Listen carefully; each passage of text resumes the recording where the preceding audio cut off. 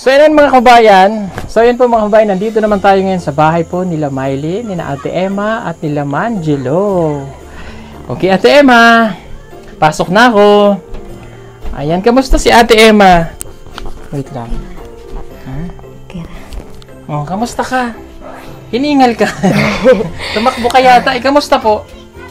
Okay ka lang? Oh, okay ra. Huwag kang matense. Okay, surprise visit sa bahay nyo. So, mamaya check natin, pero mukha naman pong malinis ang kanilang bahay. Nasaan si Mangelo? Dito na sa... Sa ubos? Oh.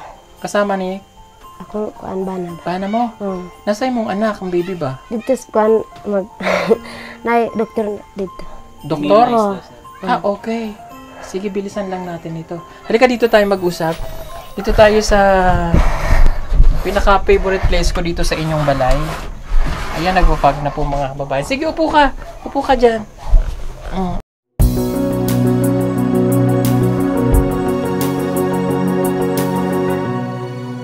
Upo ka lang. Huwag kang matan sa akin. Ayan. Okay, so sa mga bagong subscribers, si Ate Emma po yun at si Nanay ni Mylene ang pinabahayan po natin. Sila po yung kauna-unahang pinabahayan namin dito sa Sitio Pamantawan. Okay, at bago ang lahat ay binabati ko muna ikaw ng congratulations dahil lang si Mylene po ay maganda ang kanyang pag-aaral sa Maynila. Bisaya. Gwapo daw ang Dito ka kaya? Gwapo daw ang grado sa Dito ka, umupo ka. Ayan. kanang ang sulti ni Sir Paul nindot daw ang grado sa imong anak si Mylene.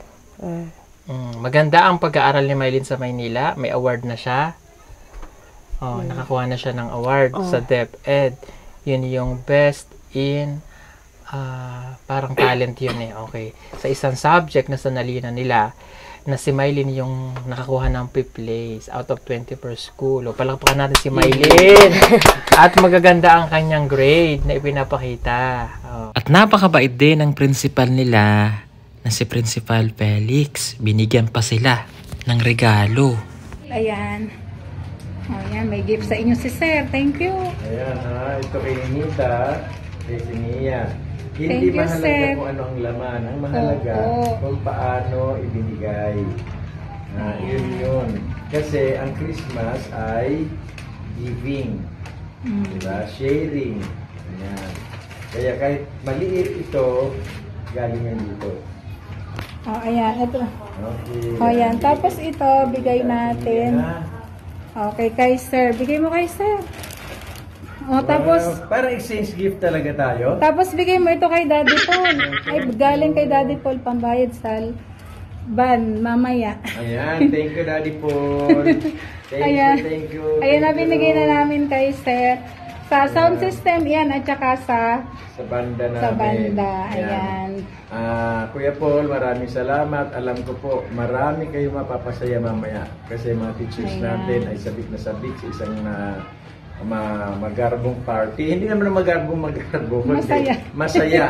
No? Ayan. So, thank you for this. And Tito Ernst, Mamida, thank you. And pagpalain pa kayo. Thank you, Sir. Diba? So, ibig sabihin, talagang yung anak mo nang dinala namin sa Maynila ay nagpupursige sa pag-aaral. Interpreter. Tarong gud daw og eskwela ang imong anak. Dito sa Manila. Miss mo na si Mylene. Mingaw?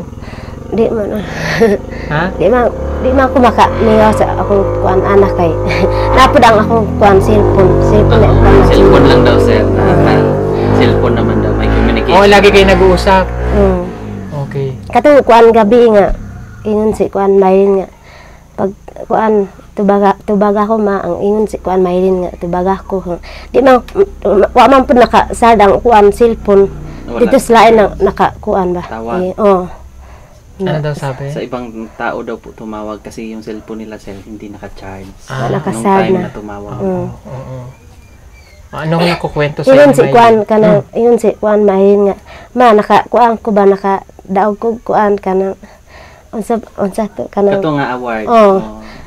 Salamat Mylene ka kuan nakaadto ka dito sa Manila, naka-eskwela ka.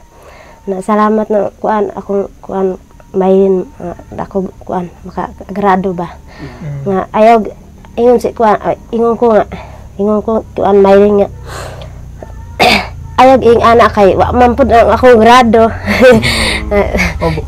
Siya siya ra man kuan pag kuan si kuan Maylin Eskwela gyud tarong. eskwela ko kuan tarong kay ay di man ko kuan katong ako kuan ba di man ko makabalo og kuan pero managsa lang makabalo og kuan Bisaya maka kuan Konti lang, gamay lang daw ang Oo. Tagalog. Ayun. Kaya Okay. mag-eskwela daw ng maayos. Oh, tama naman. Mag-eskwela kuan mabuti. pro ako kuan grado Oo, buti nga ngayon siya nakakapagsalita na siya. Noong una, hindi talaga siya nagsasalita. Pag ganun siya mahihain. At saka nagbago ka na Ate Emma. Dati, mukhang matandang-matanda ka na noon. Ngayon parang bagets na bagets ka na. Bata, medyo bata-bata na daw. Tsaka napansin ko, maganda talaga ang ngipin Jis niya. na ako kuan mingyo Jis Oo, 10 years old ka nag-asawa, Oo. no? naka Matanda pa nga ako dito eh. 23 ka pa lang, no? Pili doon mo 33 daw ka? Oo, kita mo, matanda pa ako dito ng 4 na taon. Oh, last na yun, ha, huy. Makinig ka. Last na yun, ha. Last na daw tong bata ni mo. Nagpa-inject ka ba? painjik karon umakumpa ako Baka mamaya buntis na naman. balik pud ako Mabalik daw siya. O, balik ka doon. Okay.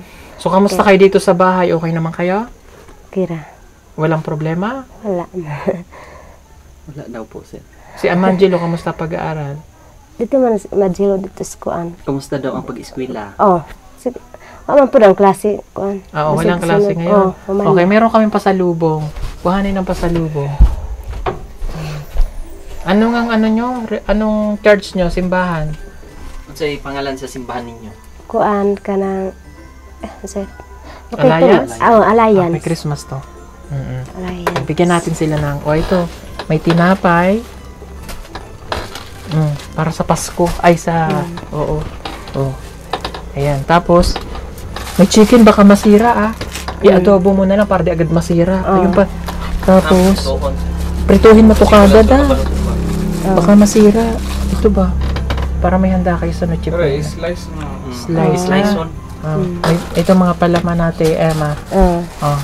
Yung manok ko kalimutan, I-adobo mo kagad, Preserve nyo na, mayroon kayo, Baka mamaya kayo naman yung mawala. Kasi ganun sila dito nagbibigay. Okay? Kira. Gumagana pa ba ang mga solar? Gumagana pa ang solar? Nagasiga pa? Solar? Sige man. Nagsiga? Okay, sige. walang problema sa gabi? Okay, tahimik ba na ba kayo dito? Walang. Hapsay ba daw ang inyong pagpuyo? Okay, sige. May bibigay lang ako para sa inyo. Para maging masaya ang Pasko ninyo. Si Maylin, makikita ko ulit siya sa isang araw. Pupuntahan ko si Maylin sa amin. Ito. 1, 2, 3, 4. 5,000.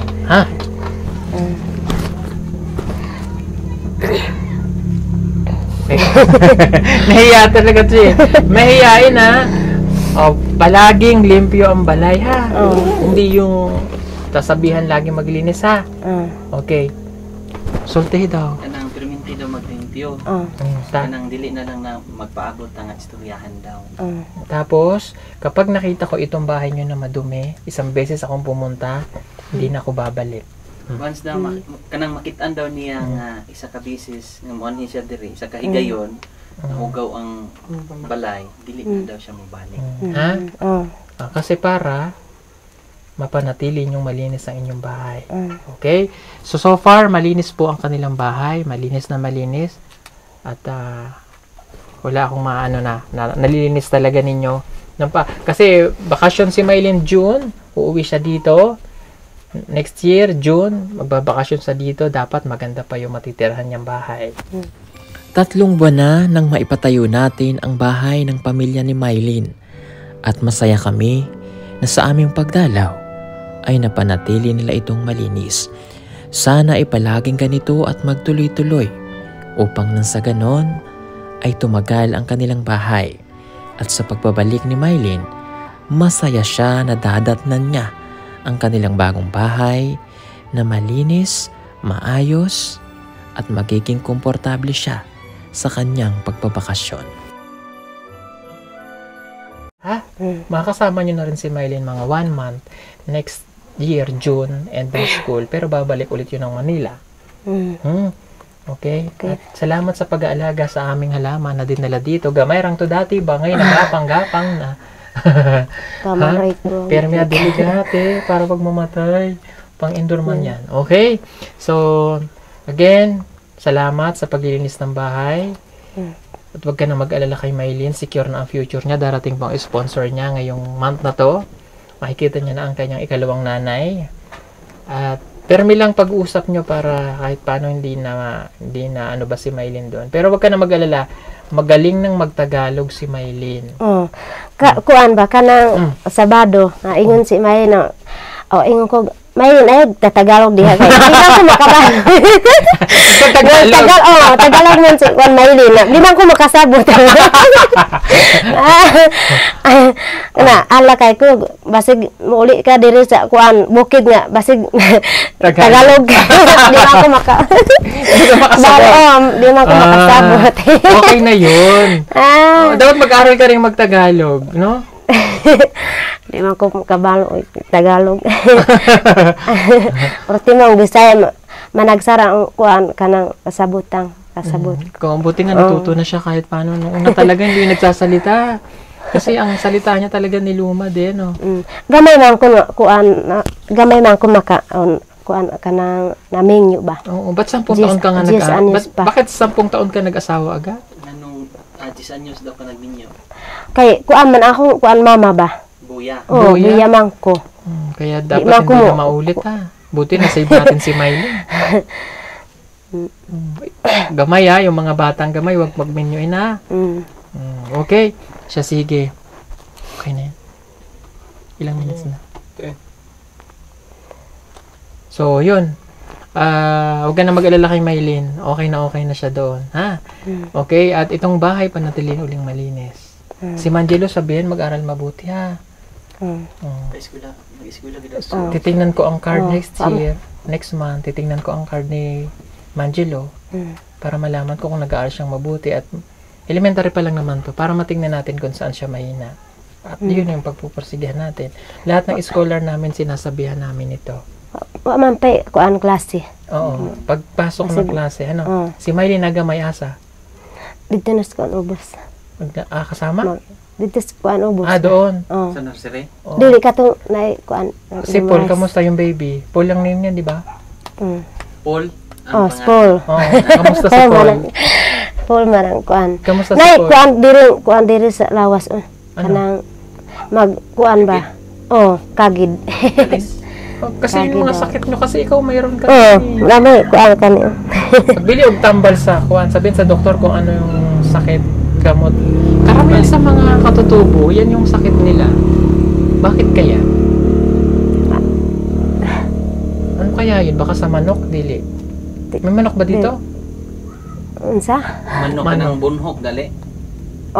Kanang murag kuto sa manok. Huwag papasukin ang iro sa sulod para ang bata o mga tsaka limpyo tubig sa tubig. Baka sa tubig siya.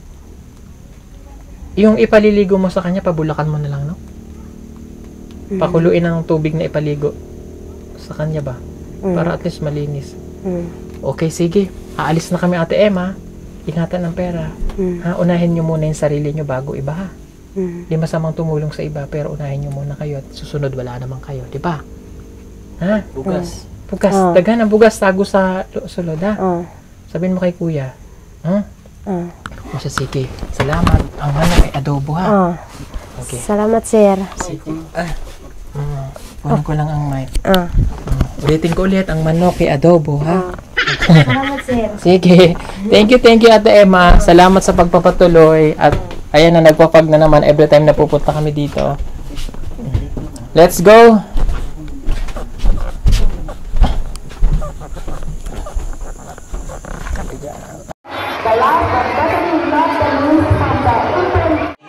Papagulungin. Ninita. Go, Ninita. Ninita. Okay. Wow. Waro.